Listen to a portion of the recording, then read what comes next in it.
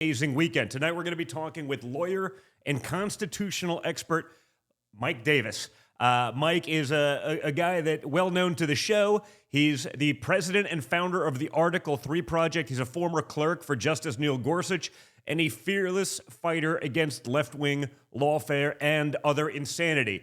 He's one of the most based guys out there. He would be my number one pick to be attorney general, though even he says he may have a hard time getting confirmed. That's how based he is. So, he's got to be good for us, the show, and our country if the swamp hates him that bad. But we got a lot to talk about. It's going to be a great interview. There's a lot to get into. Obviously, Biden being reportedly angry at Attorney General Merrick Garland for not doing more to prosecute my father because he's not involved. We've been told they would never do that. We're told lies like there's equal justice under the law and yada, yada, yada. These are now sound bites for the left. They laugh about it. Biden knows he can't win at the ballot box, so they got to make sure they push the lawfare really hard. They're totally objective, DOJ, the same one that found him basically senile, too senile to stand trial for his crimes, but apparently not senile enough to be removed from office or lose the nuclear football, minor details like this. That's the stuff we're going to get into with Mike shortly. So make sure you guys are liking, sharing, subscribing. I see how many people are watching. I see how many likes there are. And those two numbers are not alike. So why don't you hit that? That's how we get it out there. Remember, you can also get these episodes on Spotify and Apple Podcasts after they air here on Rumble. And also for those of you who are locals, on locals, I'll be doing my Ask Me Anything on there right after the show. I apologize. It's been like 10 days or so, maybe a little bit more actually, since I've even gotten over there because I've been on the road working harder than an ugly stripper. It's been rough, but we want to make sure I get to you guys. So don't forget, at the end of the show, head over there. If you're a local subscriber, we'll have some fun with it. But again, like, share, subscribe. That's how we win. So before we get to Mike, we're going to do a rundown of some of the top headlines that are out there. And frankly, all of this left-wing madness that is, at this point, there's no other way to say it, they're driving our country off of a cliff. Okay?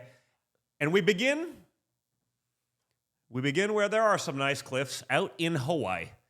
There was a recent ruling from the state Supreme Court in Hawaii that's basically too ridiculous to ignore.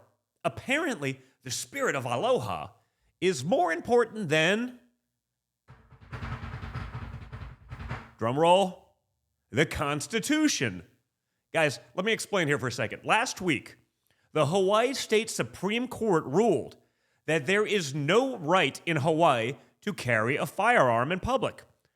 Essentially, the Democrats on Hawaii's Supreme Court are saying that Hawaii is its own country. They think they can ignore the Constitution and the U.S. Supreme Court. The Democrats on the Hawaii Supreme Court wrote that, and I quote, "The spirit of aloha clashes with a federally mandated lifestyle that lets citizens walk around with deadly weapons during day-to-day activities." Wow. It's exactly what it does. Hawaii can't just decide to ignore those things. This is what happens when Democrats have all the power. They don't care about your rights. They are more than happy to trample them. Watch what they do everywhere else. They talk about democracy a lot, and I understand we're a constitutional republic, not a democracy, but you understand the idea. They talk about fascism and such, and yet they're the ones looking to disarm their opponents. They're the ones looking to jail them. They're the ones who write all the rules and trample the existing ones, et cetera, et cetera. This is a story now as old as time. We just need everyone else to be paying attention. The Hawaii Supreme Court even argued that Hawaii can ignore the Constitution because it's old. Well, by that logic, we should ignore Joe Biden because he's really, really old. They quoted the TV show The Wire. I'm not sure why a Supreme Court would be quoting The Wire. It was a good show, but I don't know. I don't get it. They said, "The thing about the old days, the old days." Great. They went on to write that it makes no sense for Hawaii following the founders' era's culture, realities, laws, and understanding of the Constitution. So basically, we just can ignore the Constitution. This is absolutely insane, but totally on par with Democrat policy. Hawaii is a state that has to follow the Constitution and the rulings of the United States Supreme Court. And sadly, folks, it ain't just Hawaii. Things aren't going much better here on the continental 48, okay? Because Mitch McConnell and the Senate are making it clear that their top priority is making sure that billions and billions of dollars get delivered to Vladimir Zelensky and the Ukraine, okay? McConnell and his rhino allies and Democrats are right now pushing through a foreign aid package bill that will provide $15 billion more in Ukraine aid. Senator J.D. Vance brought up a really important point about this bill today, okay? It's not just that it's bad because it furthers an endless war, a war that they've articulated no clear goal, a war that will keep going, sending poor young guys over there on both sides to die for no purpose other than to enrich the military-industrial complex and a couple new Ukrainian oligarch billionaires.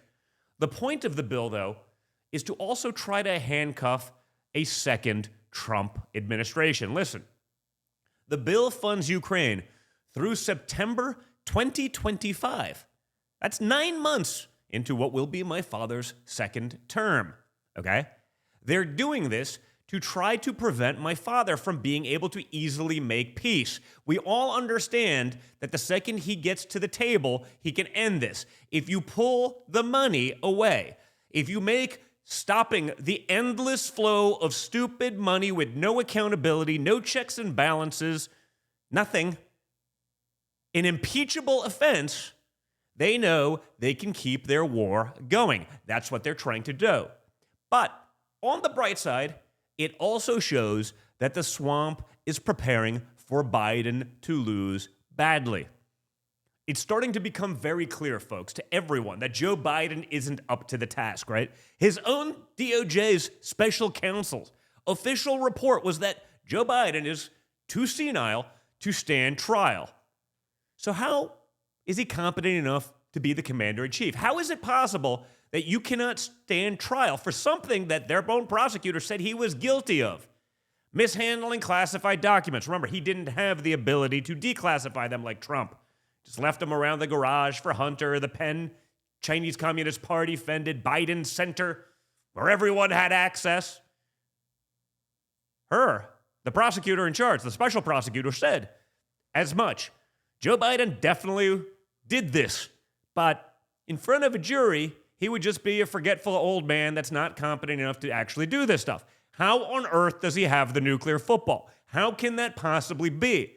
Which one is it? I've watched all weekend, watching Democrats screaming, Joe Biden isn't senile. You know, I mean, all you got to do is watch Joe Biden, but minor details like that.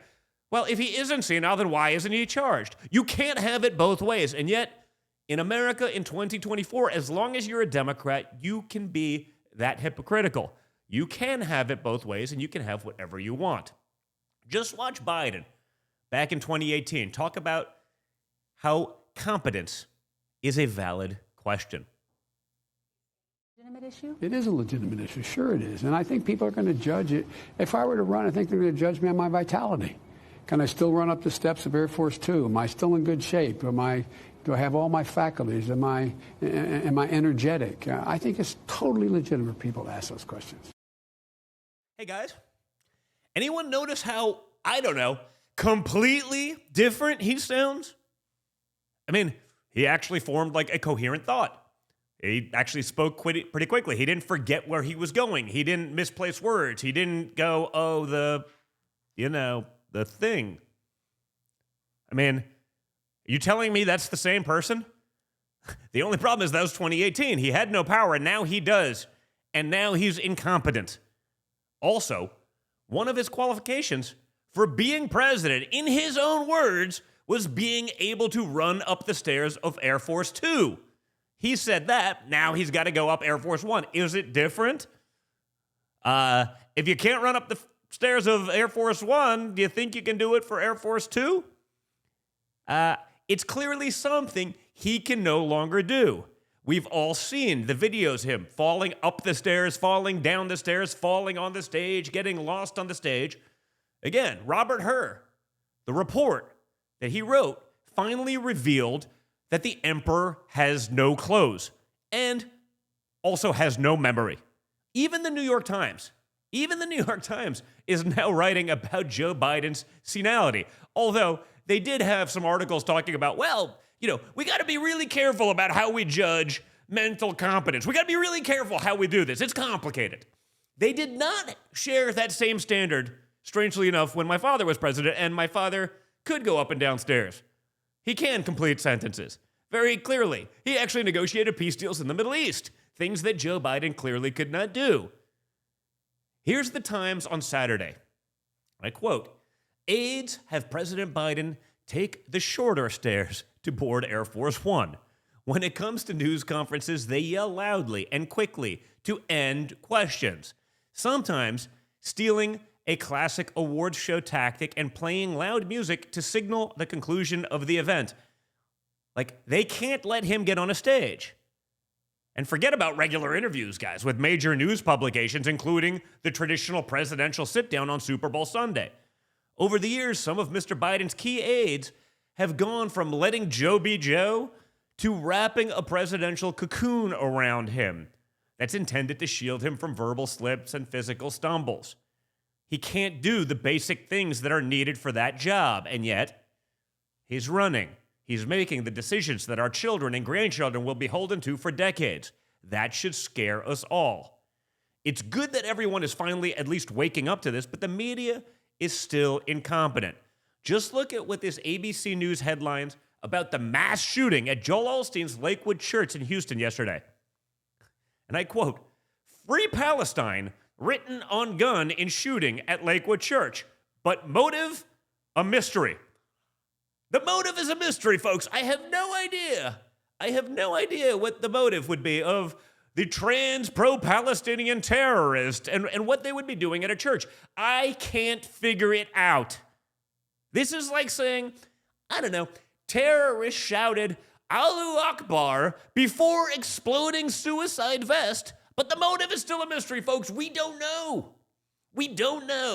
Now, if that motive, or if that shooter had a red cap on, we would all know the motive instantly.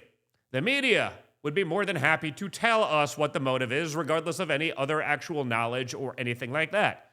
The shooter, by the way, is a transgender migrant from El Salvador who was taken out by off-duty officers after opening fire. But honestly, how many transgender shootings will it take for the media to admit there's something going on here? I don't know. Maybe jacking up people with crazy hormones that are the exact opposite of what their body is producing to try to change genders isn't exactly producing the most sane individuals. They're going to bury this story like they do with any incident that's inconvenient for their narrative. It's going to disappear immediately. This person's like one of the most privileged people in the world. They're an illegal migrant. They're transgender. They're pro-Palestine. I mean, this thing's going to disappear so fast. You're never going to hear about it again.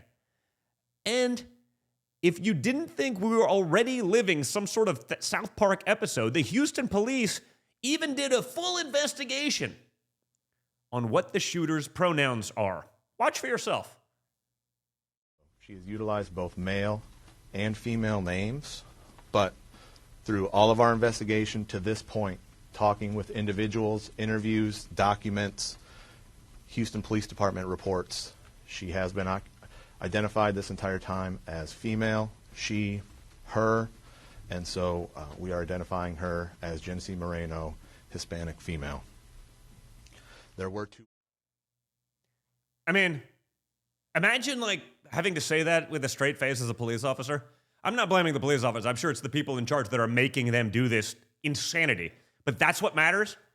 Like, let's talk about this for a second, right? Like, this is how many trans shooters now? I mean, 7 or 8 wanting to commit mass murder in a year in a population that's, what, 0.25% of our population? Like, they have to be, per capita, the most radical and violent terrorist people in the world. Like, I'm talking in the world, based on the numbers that are outstanding and the amount that have created and started or attempted mass shootings. And yet, they will still be treated with kid gloves. The police will be forced there to sit there and play the pronoun games rather than just calling them POS, because that's what they are, pieces of shit. These are fucking terrorists, and they need to be treated accordingly, not with kid gloves. This nonsense has to stop, but it only stops once enough of us start saying these things. It's ridiculous, and we have to end the nonsense. And lastly, Nikki Haley is still pretending that there's a primary race and wasting more and more time lying about her record and my father. Here's a great new ad exposing her dishonesty. Donald Trump says I want to cut Social Security or raise the age. I've never said that. There's the red challenge hat. Trump's challenging Haley's statement. Haley's claim she didn't call for raising the age of Social Security is under review. Tony, here's exactly what the official is looking at. Social Security, Medicare, how would you manage the entitlements? We say the rules have changed. What we do know is 65 is way too low, and we need to increase that. 65 is way too low, and we need to increase that. Let's take a look at another angle. We change retirement age to reflect life expectancy. I think the call's pretty clear, but let's go down to the field and see what official Gene Tooney has to say. After review, Nikki Haley clearly said she plans to change the rules and raise the age of Social Security. This results in cutting benefits for 82% of Americans. Bob, that was a rookie mistake by Haley. I'm Donald J. Trump, and I approve this message. Hey guys, she's going to continue to waste more donor dollars before getting clobbered in her own state in South Carolina shortly. But this is what it is. It's just designed to try to hurt Trump. She's lost badly in everything thus far.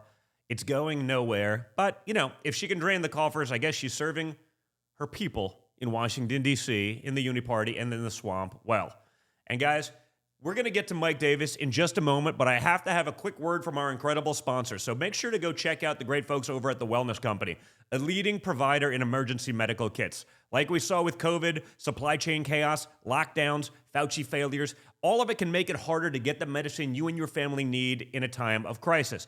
With The Wellness Company's emergency medical kit, you'll be empowered to take control of your health. The kit includes 8 life-saving medications, including amoxicillin, the Z-Pack, ivermectin, to keep on hand, to store away, to use when you need it, and along with a great guidebook for safe and effective use. So from tick bites to COVID to extreme public health outbreaks, every scenario is covered. So avoid the high costs, the hospital wait times, and take control of you and your family's health needs. Go to twc.health, like The Wellness Company, twc.health/triggered for a 15% discount on the emergency medical kit. That's twc/triggered for a twc.health/triggered for a 15% discount, and be prepared. I also want to introduce you to a brand new sponsor, the 1775 Coffee Company, which is brewed to perfection, crafted with precision, and built on patriotism. 1775 Coffee's farm-to-cup process means that there is quality, authenticity, and sustainability from start to finish. All the beans are ethically and exclusively single-sourced from the finest farms of Bolivia. And guys, we talk about it all the time. Don't give your money to some woke coffee chain that hates your guts. Give it to companies that actually share your values. It's why the 1775 Coffee Company is joining forces with Rumble to support the causes that matter most. Your purchase helps support veteran causes, groups fighting to protect the First Amendment, the right to keep and bear arms, and so much more. So go to 1775coffee.com/Don Jr., 1775coffee.com/DONJR for 10% off your first order and support those who are fighting and in the arena with us. So with that, folks, we're going to be now joined by our friend, Article 3 Project founder, Mike Davis. Mike, good to have you back on the show, man. Thank you for having me. So a lot to talk about this week. I mean, this one's sort of right up your alley. But Politico reported this weekend that Joe Biden is really upset that, you know, his protectors over at the DOJ and his very own Merrick Garland didn't indict my father earlier, didn't already have him on the stand, didn't put him away for 1,000 years already. You know, how is that not evidence of election interference? I mean, they're saying these things. You know they're doing it, but it seems like that's like beyond the pale, even for what the Democrats could get away with. I mean, this is insanity.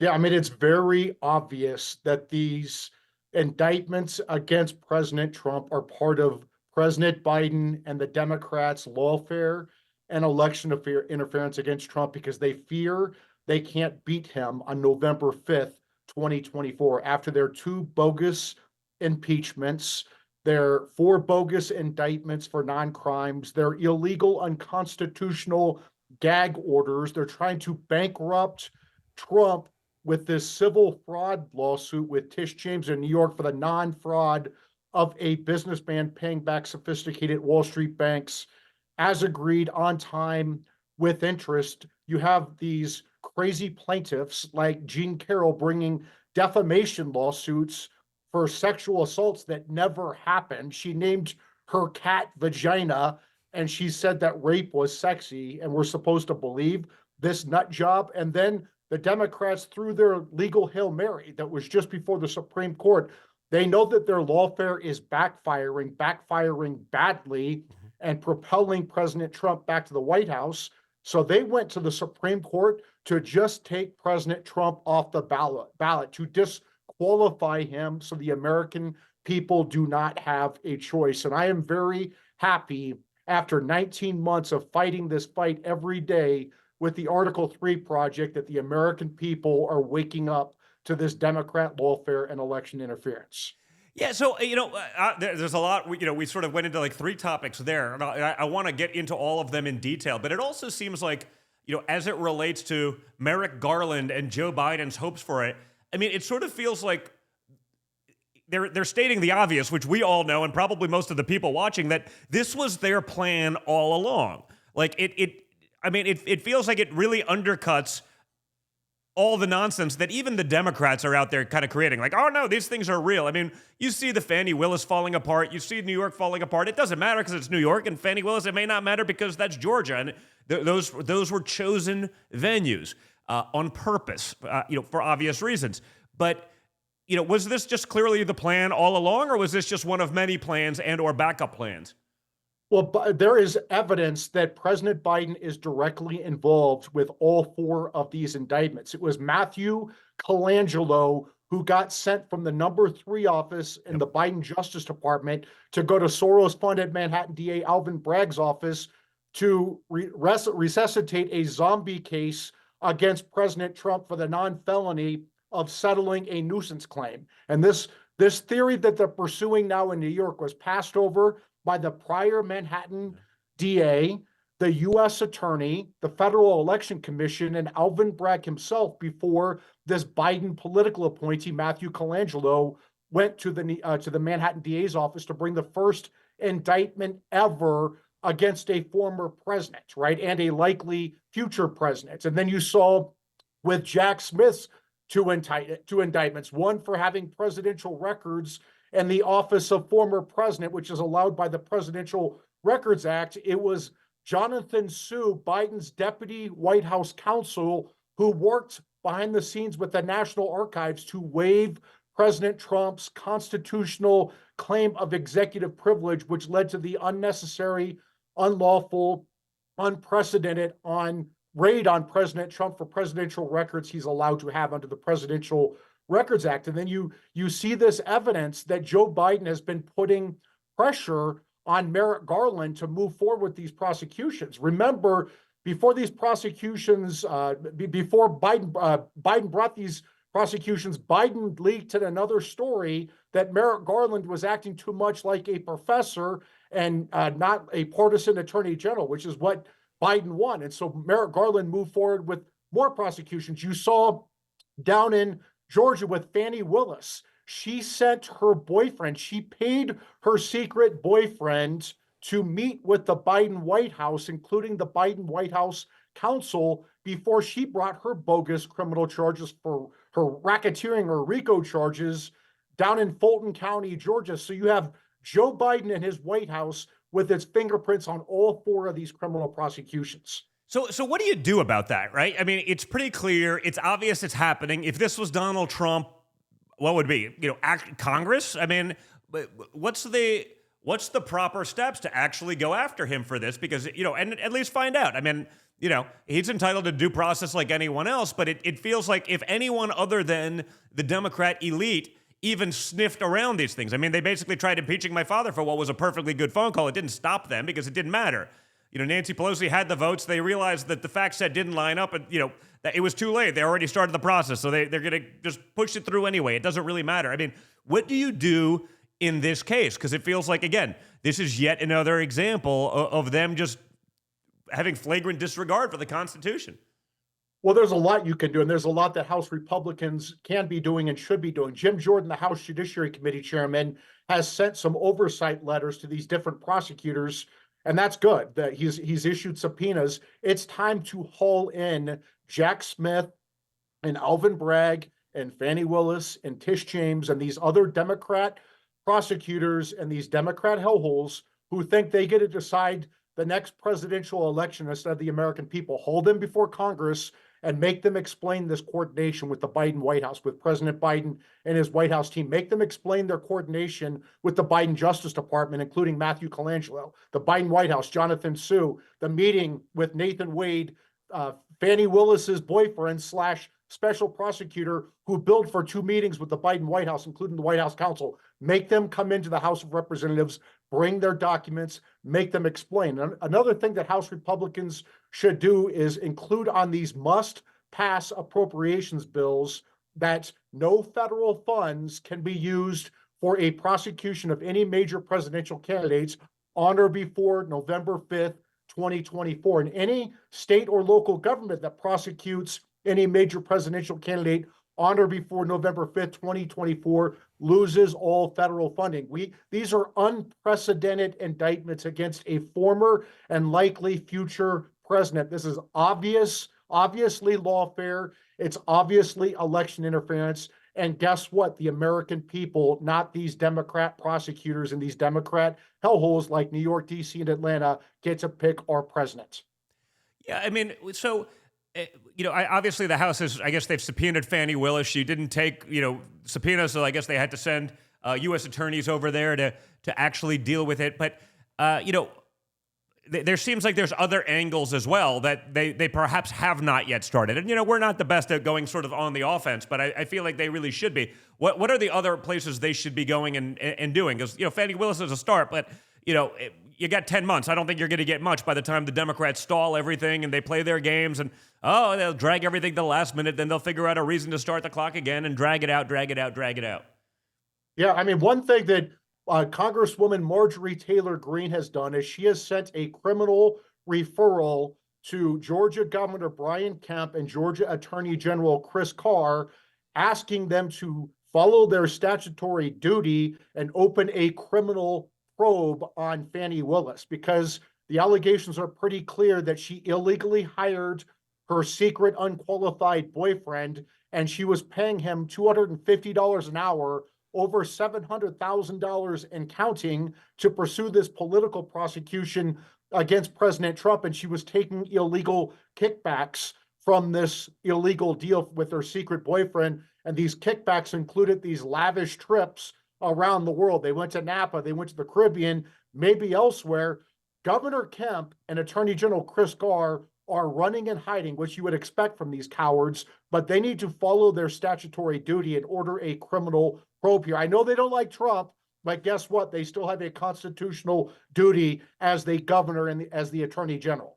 Yeah, I mean, how is it that they can even hide from that? I mean, listen, it's not like this is even remote. Like, these are reported facts. They're out there. Congress is investigating it. I mean, how can they run and hide from this one? It seems insane. I mean, I guess if they want to maybe pursue a career as being, Democrat henchmen, maybe that's right. But if you're a Republican governor, a Republican AG in a state like Georgia, it doesn't make any sense to me. Yeah, and they look, Fani Willis and Nathan Wade have already been caught lying to the courts about when their relationship started. Yeah. They're trying to claim their relationship started after she hired him. I don't think that makes a difference, because she's still profiting from the prosecution. She started this relationship before the indictment. But even still, they lied about this. They said that the relationship started later than it did. And they came back with more evidence that actually they were taking these trips. They had this relationship before they claimed. That they are making materially false statements to the court. How is that not perjury? How are they not opening a criminal probe today on perjury with Fannie Willis and Nathan Wade, her secret boyfriends? Not so secret anymore. Yeah. I mean, all of this stuff's crazy, but I got to ask you, what did you think about Robert Hur's report? I mean, if Joe Biden was literally anyone else, it's clear, and it basically says that he'd have been charged criminally with mishandling classified documents. And yet it seems like, it's okay. He's of slight mind. We know this. He's basically senile. We know this. It's all good. If he's going to be cleared for being senile, fine. But how does he remain president?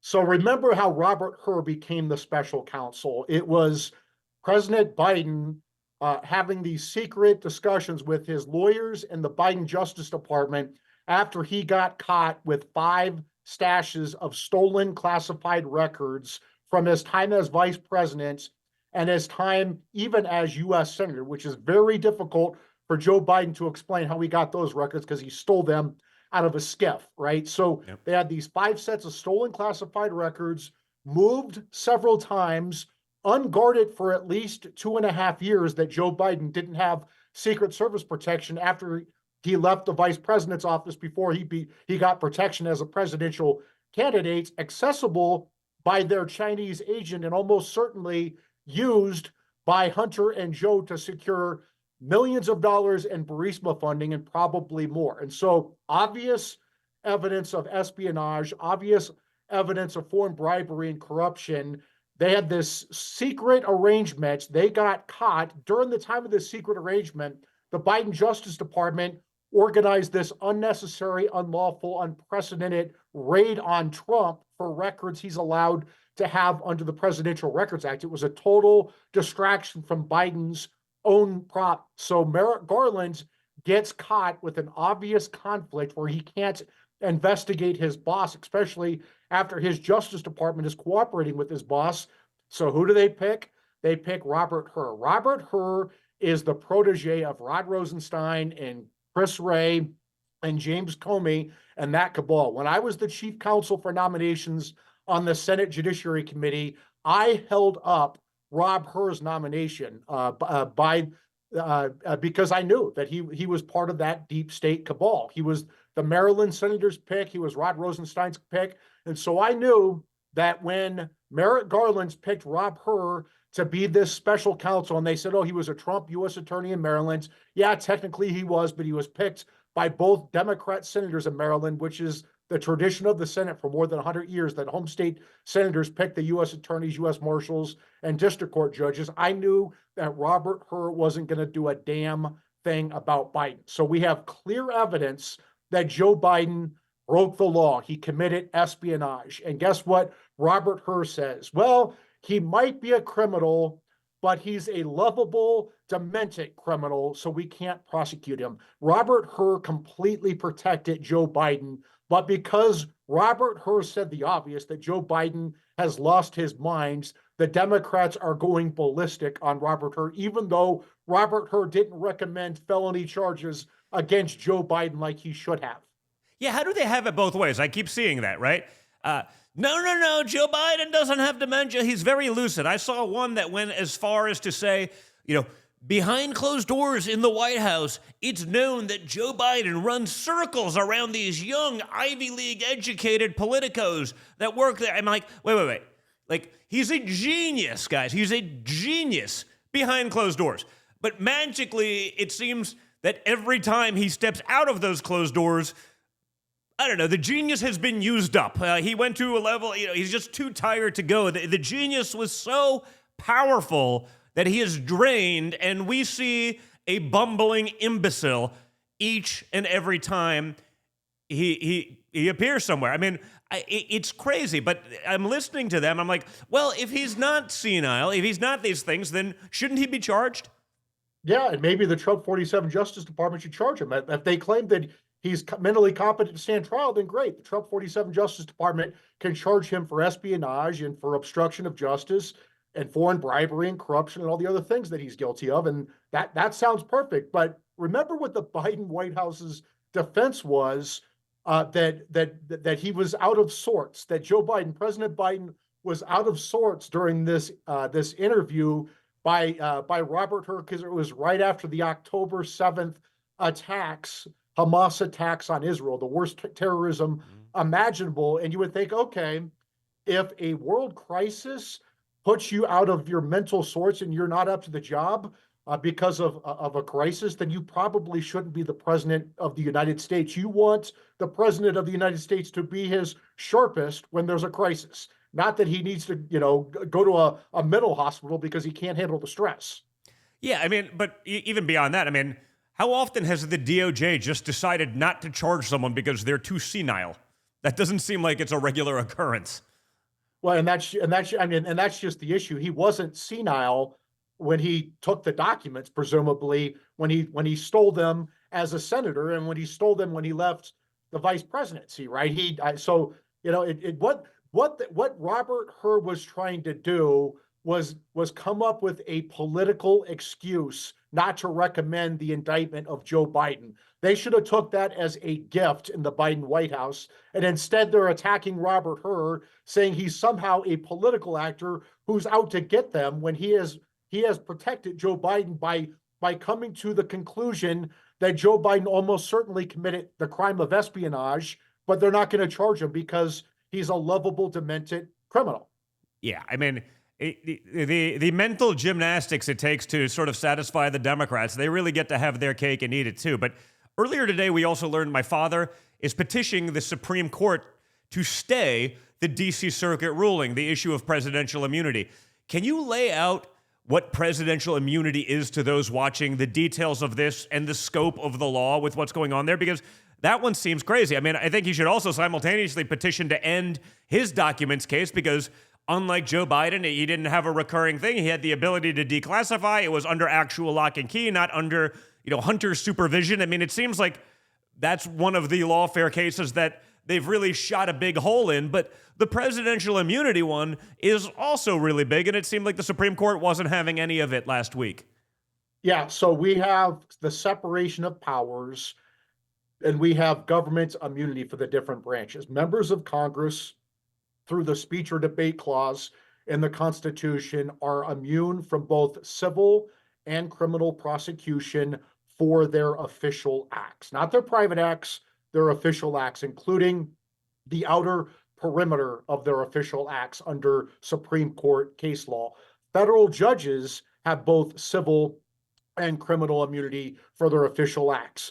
Presidents right now have civil immunity because the Supreme Court has never had to decide whether presidents have criminal immunity, because no former president has ever been charged with any crime until Biden and these Democrat prosecutors brought these 4 bogus indictments against Trump for non-crime. So now the Supreme Court of the United States is going to have to decide this case. And this is so much bigger than President Trump, right? There's not going to be a Trump derangement syndrome exception here, because think about what they're saying, that a president, a successor, a president of the United States can indict his predecessor for his official acts, right? That is how our country will fall apart. If a president of the United States fears doing his job, doing his official acts, because he's worried that his successor is going to indict him for doing his job, the presidency is going to be destroyed. And let me give you I'll give you 2 examples. Number one, President Obama ordered an extrajudicial drone strike on 2 American citizens, including a 17-year-old. He got legal advice from David Barron, his head of the Office of Legal Counsel at the Justice Department at the time, who said, yes, President Obama, you can order this extrajudicial drone strike of these 2 American citizens. David Barron is now Judge David Barron on the First Circuit Court of Appeals in Boston, a federal appellate court in Boston. Does this mean If presidents are not immune from criminal prosecution for their official acts, that the Trump 47 Justice Department can indict President Obama and Judge David Barron for capital murder for ordering the extrajudicial drone strike on 2 American citizens, killing them.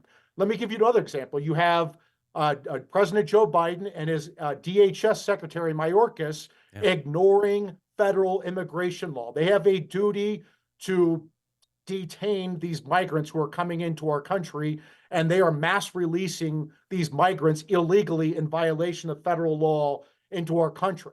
They know that these migrants are dangerous. Some of them are dangerous. They know that they're unvetted. So when these migrants get mass released into the country, if they rape someone, if they murder someone, if they kidnap someone, that's the natural and probable consequence of releasing dangerous, unvetted migrants from dangerous places into our country. Does that mean the Trump 47 Justice Department can prosecute President Biden and DHS Secretary Mayorkas for the crimes that result from their illegal acts of mass releasing these migrants into the country? Do the Democrats really want to go down this path? Do they want to play this game? Because if they do, listen, Joe Biden, in terms of the crimes and in just the border, imagine how many people have died of fentanyl that came across the border that could have been this. You mentioned, obviously, the rape and the people that died on the journey over there because they keep promising these, the false hope. It's truly, they've created a humanitarian crisis, the scale of which, North America certainly hasn't seen in a really long period of time. And that's all 100% on them. So, if they continue to push this one, it certainly makes the case that you would go after them because this is insane. Yeah, do the Democrats really want to go down this path? Because it looks very likely that President Trump is going to win on November 5th, 2024, and he will be the president on January 20th, 2025. Do they want to go down this path? Do they want the Trump 47 Justice Department indicting President Obama and Judge David Barron for capital murder? Do they want the Trump 47 Justice Department indicting President Obama for fentanyl deaths in America? Do they want the Trump 47 Justice Department indicting George W. Bush for lying about the weapons of mass destruction and the resulting war? Do we really? You know what? I may actually want this to happen now. It's not great for my dad, but in terms of going after bad politicians, it's probably good. But no, all kidding aside, I understand it would make it impossible for anyone to make the tough decisions that you actually have to make as president. Now, I'd say in the case of Trump and Republicans in general, it's about protecting America. In the case of, the Obamas and the Bidens, it's about actually, destroying America. I can't think of any other reason for half of their actions at this point. I always say, if you were trying to destroy America from within, what would you do differently than today's Democrat Party policies? And the answer is nothing. You just keep doing the exact same thing, which should scare all of us. But, that's a matter of fact at this point.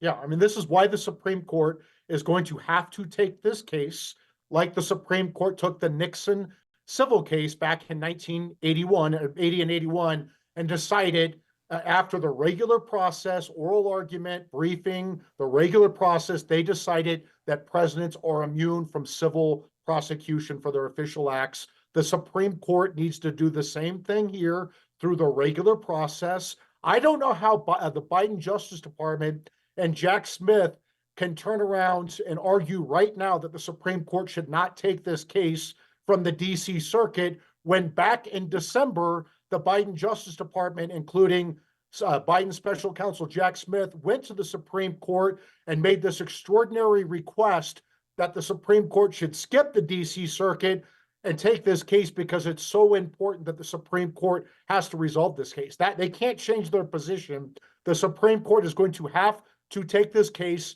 I don't know how they can get this case heard and decided before the presidential election if they go through the normal process. And frankly, they don't need to decide this case before the presidential election, because the election results should not matter whether the Supreme Court takes this case or not. The Supreme Court should follow the normal appellate procedures and process to depoliticize this case.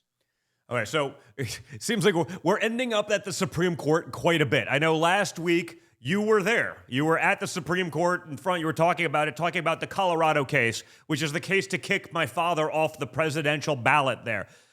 How did that go? What's the inside baseball? How did you think, for those who haven't been following it as closely? Because obviously, that's a pretty big one where the Democrats seem to just flagrantly disregard law, president, just about everything that they claim they believe in.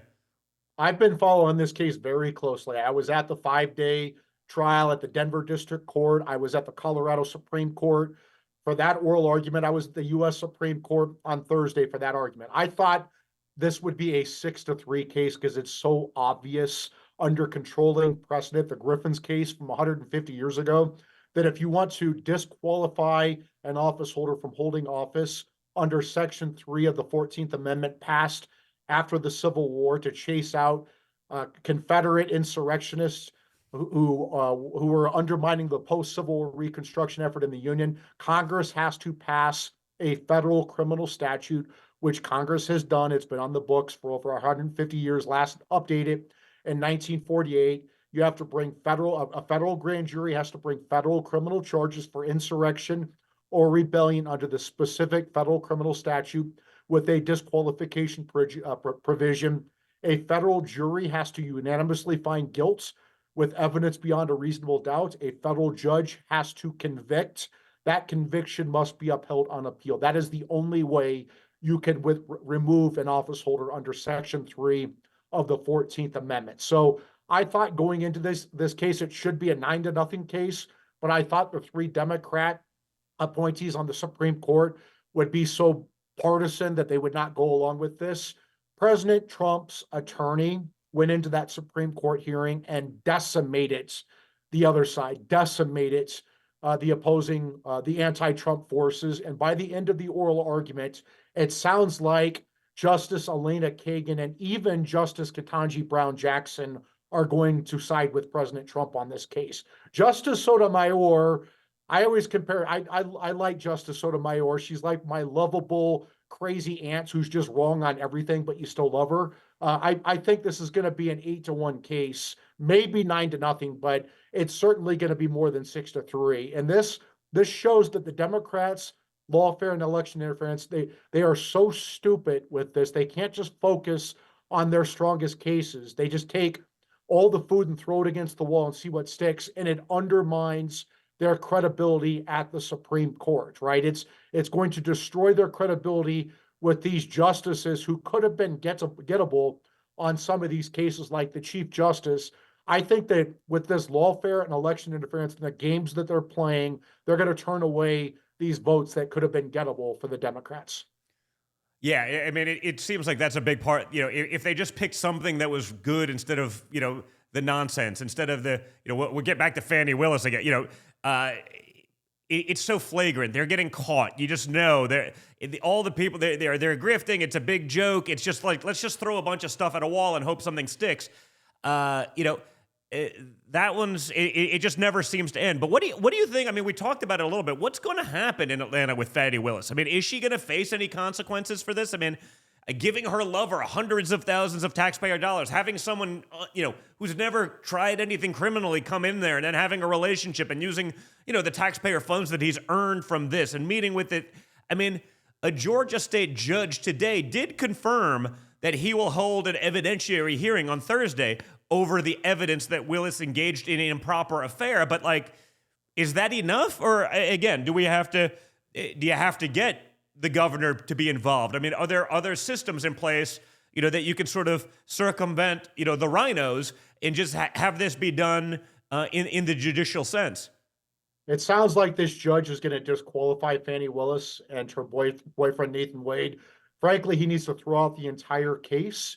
And if a new prosecutor brought in wants to bring this new case, they're going to have to start over. But I imagine that any sane prosecutor from outside of Fulton County, Georgia, would look at this case and see that a RICO case against a president and 18 co-defendants for the non-crime of objecting to a presidential election, which is allowed by the Electoral Count Act of 1887. Democrats objected to Republican wins in 1968, 2004, 1968, 2000, 2004, and 2016. We don't see criminal charges against Hillary and Al Gore and John Kerry for their objecting to Republican wins. I think any rational prosecutor would not pursue these charges if the judge does the right thing here and disqualifies Fannie Willis and Nathan Wade from this case and dismisses the case.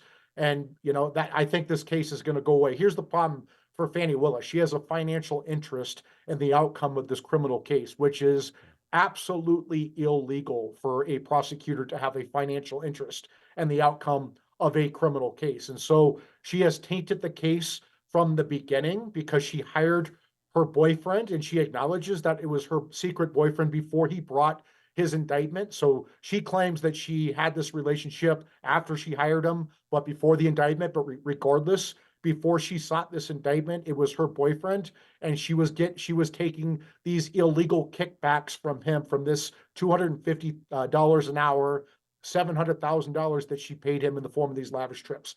Fannie's toast. So, I don't know if you saw this from my intro, but Hawaii's Supreme Court said that the spirit of aloha basically overrides the Second Amendment. Is this something that you studied in law school? I'm no lawyer, but, I took plenty of real estate law and stuff like that at Wharton.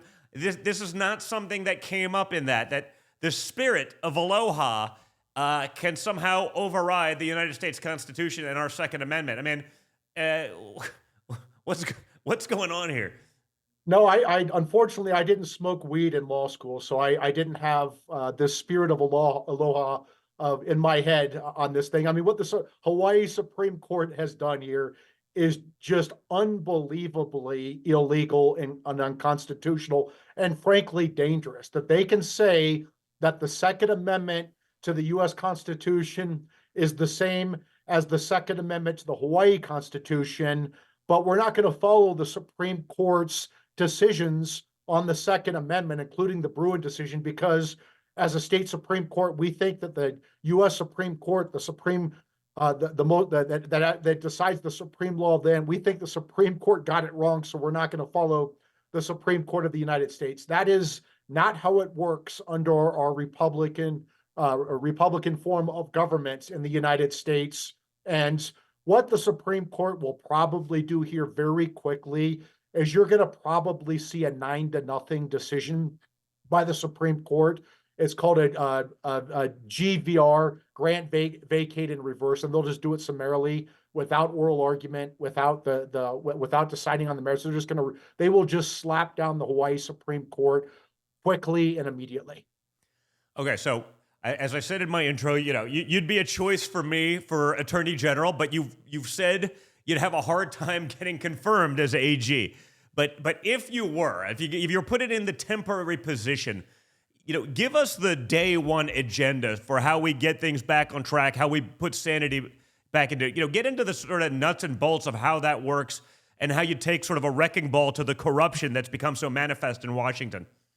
Well, I like you said, I can't get confirmed as Attorney General. I would get one charity vote from Chuck Grassley, my former boss, and it would end his 60-plus year political career. So I'm not going to do that to Chuck Grassley. I'll tell my former boss not to worry about that. But if I were the acting Attorney General for a day, I think what needs to happen at the Justice Department is they need to clean house. And they need to clean house at these litigating divisions in Main Justice, and they need to clean house in the FBI especially, which is the FBI doesn't think they report to the Deputy Attorney General or the Attorney General, but they do. And so what I think needs to happen is they need to fire the top 3 layers of at least the top 3 layers of the FBI, including, so at the FBI, the director is the only political appointee. He's supposed to have up to a 10-year term. He doesn't get a 10-year term. The whole point of that up to a 10-year term is you don't want these FBI directors getting in there and having too much power in this agency that's too insulated. So I would fire the FBI director. I would fire the deputy FBI director. I would fire the assistant directors, including the assistant directors in charge of each of the field offices, the big field offices like the Washington field office and the New York field office. And I would, if they don't want to get fired, if they want to claim civil service protection, I would reassign them to the southern border where they would work with Border Patrol to change diapers, right? And so that's what I would do at the FBI. At Main Justice, I would do the same thing in the various litigating divisions, including the key sections, like the National Security Division. I would clean house of the leadership of the National Security Division. The criminal division I would clean house. The civil division I would clean house. I would get rid of all of these chiefs and assistant chiefs of these various sections, and I would make them reapply for their jobs. And in the meantime, they would get reassigned to the southern border prosecuting cases or changing diapers, whatever they need them to do. So is that mostly a problem at Maine Justice, or is it a problem at the U.S. Attorney's offices across the country? I mean, is it just as bad there? Where's the rot? Well, I guess you're right in the sense that there is definite rot in the D.C. U.S. Attorney's office. That has been filled with political operatives, and they need to be reassigned. They are considered Schedule A as these assistant U.S. attorneys. They don't have the job security as career civil servants do throughout the rest of the country. So what I would do with the U.S. Attorney's Office, like with Maine Justice, like with the FBI, is I would make them all reapply for their jobs. And in the meantime, I would reassign them to the southern border. Listen, I think that would be a that would be a welcome change, and I'm sure the Border Patrol people could use the help, although I'm not sure that these people would be all that helpful at anything. It seems like they're much better at just being bureaucrats than actually doing anything, but I think that's definitely a good start. So, Mike, as this stuff progresses and as we start talking more about, some of these cases coming in, definitely have to have you back on there. Definitely want to make sure that we have a long-term, a temporary attorney general in you, just to, just if only as a shot across the bow. So really appreciate you always. Why don't you let everyone know where they can find you, where they can follow you, about the Article 3 project and everything that you're doing? Because again, a lot of the comment, hey, what can we actually do? You're one of the guys actually in the arena doing it. Let these guys know. First of all, Don, I would say this. I'm not going to be the Attorney General. I want to be Trump's viceroy of D.C., and I will clean up crime in D.C. overnight. There will be no more carjackings and rapes and murders. I will scare the hell out of criminals in one day. But anyway, so you can find us at article3project.org, article number 3project.org. You can donate there. Excellent. Well, guys, Mike's always on point. Check him out there. Mike, thank you so much for joining. As always, awesome insight. Really appreciate it. And again, I know we're going to be going to a lot in the next 10 months because they're simply losing their minds, and they're going to continue with the lawfare. So thank you so much. And guys, don't forget to check out our incredible sponsors. Go to twc.health/trigger. That was the emergency medical kit. You get a 15% discount if you use twc.health/triggered. Check them out. Be prepared for whatever's coming. We always talk about taking care of ourselves. That's a great way to do it. Also, guys, make sure you're liking, you're sharing, you're subscribing. I see, there's 7,500 people watching right now. I don't see 7,500 likes. Get that going so we can see it. Like, share, subscribe. Make sure that other people see this stuff. You can get us on Apple and iTunes or podcasts, as well as Spotify if you get your podcast that way, if you're listening when you're driving. Also, guys, if you're on Locals, I'm going to head over to there as soon as we're done here. You can check it out there. I'm going to be doing my Ask Me Anything, so we'll have some fun over there. And I also want you guys to check out the great folks at 1775 Coffee. It's brewed to perfection, crafted with precision, built on patriotism. They have a farm-to-cup process, total quality and authenticity. The beans are ethically and exclusively harvested. And guys, again, we talk about it all the time. We can vote with our wallet. We can give our money to companies that share our values. Veteran support, Second Amendment support. These guys give back to the causes that we believe in. So go to 1775coffee.com/Don Jr. That's 1775coffee.com/Don Jr. for 10% off your first order. Check them out. And guys, look forward to seeing you on Thursday. If you're on Locals, head over there. I'm going to do my Ask Me Anything. A lot to talk about, and I will see you guys soon. I got to get an Ask Me Anything going on the main page sometime soon. Also, a couple things going on with the show. Want to talk about, would you guys be interested in maybe a weekend segment? I've been talking with Chris over at Rumble. They want to do a little bit more. I can make that happen. Somehow try to fit it into the schedule. Want to see what you guys would be looking for. Maybe we do like a once a week sort of different kind of format. Wondering your guys' thoughts and opinions. So hope you're well. Have a great night. Head over to Locals. Check us out. And again, like, share, subscribe, download the Rumble app so you can get notified when we're actually going on, because again, I don't do this every day. It's sort of, this is not my day job. So we're not on as often. I want to make sure you don't ever miss shows. So make sure you do it that way. And I'll see you guys over at Locals shortly. About 10.